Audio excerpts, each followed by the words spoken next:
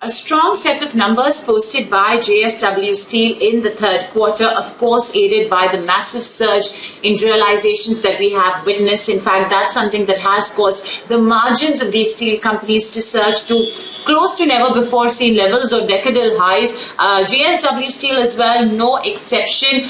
We have its consolidated EBITDA rising to almost 5,950 crore rupees, a surge of 170% compared to the corresponding quarter. So it clearly reaped the benefits of high pricing. Its top line as well grew significantly. The EBITDA per ton, by the way, was at a record high of 14,444. The estimates were putting that number at about 13,000 rupees per ton. So it's managed to beat even the most optimistic expectations.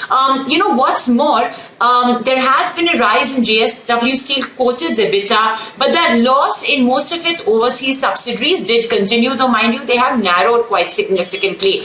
Now, the management has said that they expect Indian steel demand to grow 10 to 12% year on year in FY22. The prices to be at a discount to current import parity.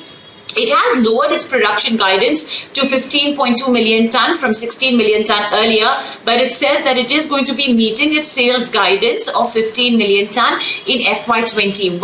Of course, remember that over the next 2 quarters, we are going to see its Dolby capacity expansion as well. That will be completed. It will be commissioned. Of course, integration of operations, stabilization, etc. may take a little time, but otherwise, I guess that's largely about the operations and the other financial parameters of the steel company. Now, we do have JP Morgan that's maintained their overweight stance on the counter. They're keeping their target price at 430 rupees per share, as they as well note the large beat on anyway high expectations from JSW Steel in the third quarter.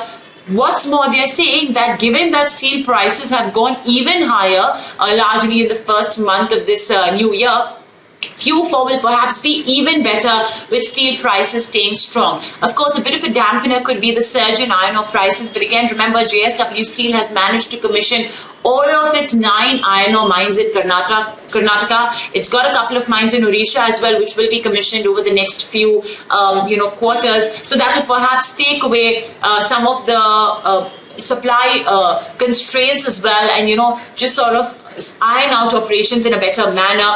Post-seasonal weakness ahead, according to JP Morgan, FY22 should be a strong year.